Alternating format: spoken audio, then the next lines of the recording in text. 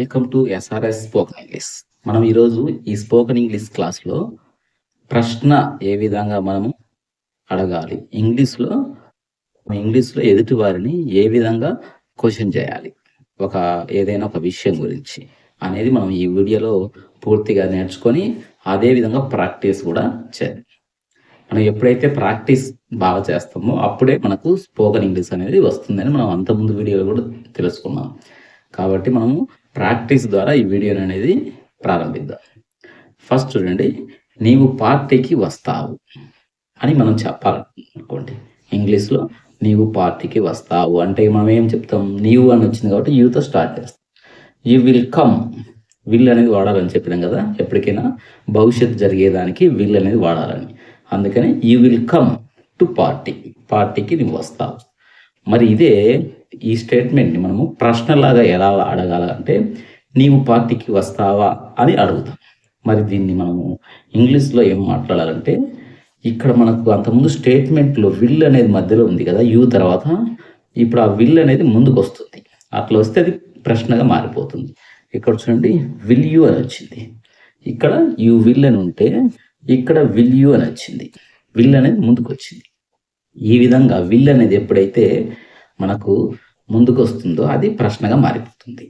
మరి దీన్ని మనం ఏ విధంగా ప్రశ్నలాగా మాట్లాడాలంటే, will you come to party అని మనము ఎదుటి వారిని అడగాలి.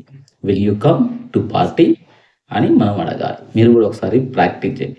వీడియోతో పాటే మీరు కూడా గట్టిగా మీకు సరౌండింగ్స్లో ఒకవేళ ఫస్ట్ టైమే గట్టిగా మాట్లాడలేకున్నా కొంత వాయిస్తో మీరు ఖచ్చితంగా మాట్లాడండి. సిగ్గుపడడం అనేది కొంతవరకు తగ్గించుకొని మాట్లాడండి, తప్పేం లేదు.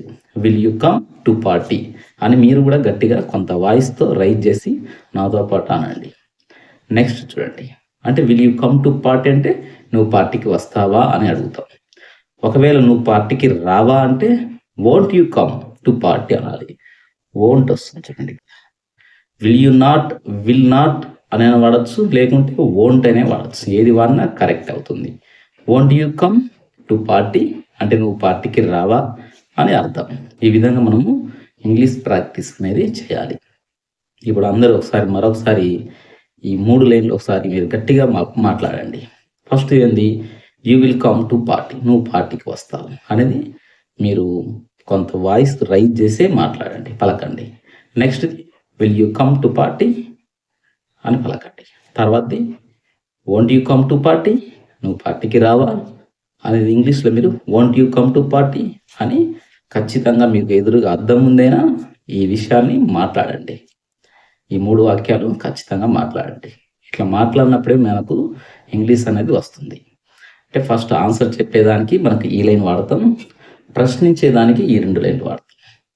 అంటే వస్తావా అంటే విల్ యూ కమ్, రావా అంటే వోంట్ యూ కమ్, తేడా అంత ఏం లేదు. నెక్స్ట్ చూద్దాం, హీతో. ఇప్పుడు నీవు వస్తావా అని అడిగినాం పార్టీకి. ఇప్పుడు హీ వచ్చినప్పుడు, అతడు అని వచ్చినప్పుడు ఏ విధంగా చేయాలో ఒకసారి చూద్దాం.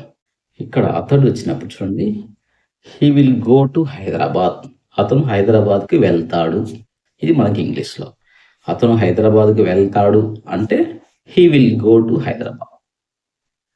మరి అదే ప్రశ్న లాగా అడగాలంటే అతను హైదరాబాద్కి వెళతాడా అని మనం ప్రశ్నించాలంటే ఇక్కడ ఉన్న విల్ అనేది హీ కంటే ముందు వచ్చింది చూడండి, అంతే ఏం లేదు. Will he go to Hyderabad, ఈ విధంగా మాట్లాడాలి.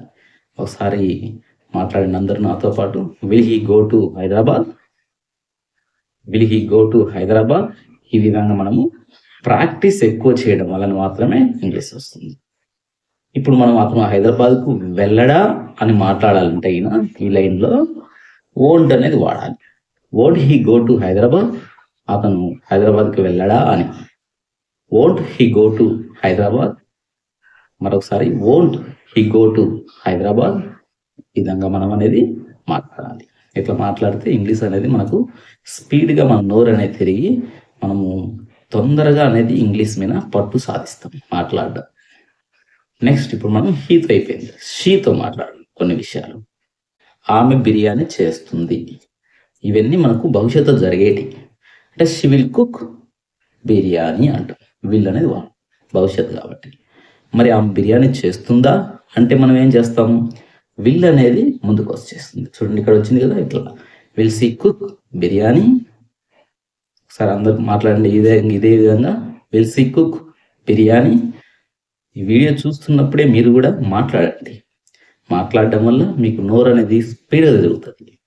అట్లా తిరగడం వల్ల నోరులో మాట్లాడి మీకు ఆటోమేటిక్గా మీకు తెలియకుండానే కూడా కొన్ని విషయాలు మాట్లాడేస్తారు. కాబట్టి వీడియో చూస్తున్నప్పుడు మీరు ఖచ్చితంగా మాట్లాడండి. ఒంటరిగా ఉన్న 10 మందిలో ఉన్న మాట్లాడండి. విల్ సీ కుక్ బిర్యానీ అంటే ఆమె బిర్యానీ చేస్తుందా అని. అట్లా కాకుండా ఆమె బిర్యానీ చేయదా అని అనుకోండి, మనం ఏం వాడతాం? వోంట్ అని వాడతాం. వోంట్ షీ కుక్ బిర్యానీ, ఆమె బిర్యానీ చేయదా? Won't she cook biryani. ఒకసారి అందరూ నాతో పాటు అనండి, వోంట్ షీ కుక్ బిర్యానీ. ఈ విధంగా మాట్లాడడం వల్ల మనకు నోరు అనేది ఫాస్ట్గా మనకు తిరిగి ఖచ్చితంగా మనం ఇంగ్లీష్ అనేది మాట్లాడతాం. ఇప్పుడు షీతో కూడా అయిపోయింది. నెక్స్ట్ దేతో వాడతాం. అంటే దే అంటే వాళ్ళు వచ్చేటట్టు కొన్ని వాక్యాలు చూద్దాం. ఇక్కడ చూడండి, వాళ్ళు పెళ్ళికి వస్తారు. ఇక్కడ క్వశ్చన్ ఏం లేదు, మనం వస్తారని చెప్పాలి.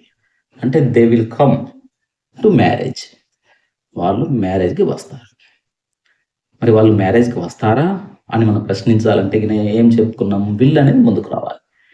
Will they come to marriage. Same లైనే విల్ అనేది ముందుకు వస్తుంది, అంతే. గమనించండి, మనం చెప్పుకున్న అన్ని ఇప్పుడు ప్రశ్నించాలి అన్నప్పుడు విల్ అనేది ముందుకు వచ్చేస్తుంది. Will they come to marriage. ఒకసారి అందరూ మాట్లాడండి, will they come to marriage. ఈ విధంగా మాట్లాడడం మీరు బాగా ప్రాక్టీస్ చేయండి. ఎప్పుడైతే బాగా ప్రాక్టీస్ చేస్తారో ఖచ్చితంగా మీరు స్పోకెన్ ఇంగ్లీష్లో ఖచ్చితంగా విన్ అవుతారు. ఇంగ్లీష్ అనర్గళంగా మాట్లాడతారు. మనకు పుట్టుకతోనే తెలుగు కూడా రాదు కదా, మాట్లాడడం వల్లనే వచ్చింది తెలుగు. మనకేం చిన్నప్పుడే 1, 2, 3 సంవత్సరాలప్పుడే స్కూల్కి పోయి తెలుగు నేర్చుకున్నారు ఎవరన్నా? స్కూల్కి పోకముందే మనకు తెలుగు భాష వస్తుంది. అట్లనే ఇంగ్లీష్ భాష కూడా రావాలంటే ఖచ్చితంగా మనం మాట్లాడాలి. అంతే తప్ప నేర్చుకోవడం వల్ల, ప్రాక్టీస్ చేయడం వల్ల ఎక్కువ రాదు, కానీ మాట్లాడడం వల్లనే ఎక్కువ వస్తుంది. కాబట్టి ఖచ్చితంగా ముందు మాట్లాడండి. అప్పుడే మీకు విన్నింగ్ రేట్ అనేది ఎక్కువ ఉంటుంది స్పోకెన్ ఇంగ్లీష్లో. ఇప్పుడు చూడండి, will they come to marriage అన్నాం అంటే వాళ్ళు పెళ్ళికి వస్తారా అని. మరి వాళ్ళు పెళ్ళికి రారా అంటే వోంట్ వాడతాం. Won't they come to marriage, వాళ్ళు పెళ్ళికి రారా. ఈ విధంగా మనము ఇంగ్లీష్ భాష మీద పట్టు రావాలంటే ఖచ్చితంగా మనము ఇంగ్లీష్ అనేది కనీసం పావు గంట 10 నిమిషాలన్నా అద్దం ముందు నిలబడ్డా, లేకుంటే మన ఫ్రెండ్స్ దగ్గర చిన్న చిన్న వాక్యాలన్నా, ఇప్పుడు నేను చెప్పిన వాక్యాలు ఇవే అయినా ప్రాక్టీస్ చేయండి, ఇవే అయినా మాట్లాడండి.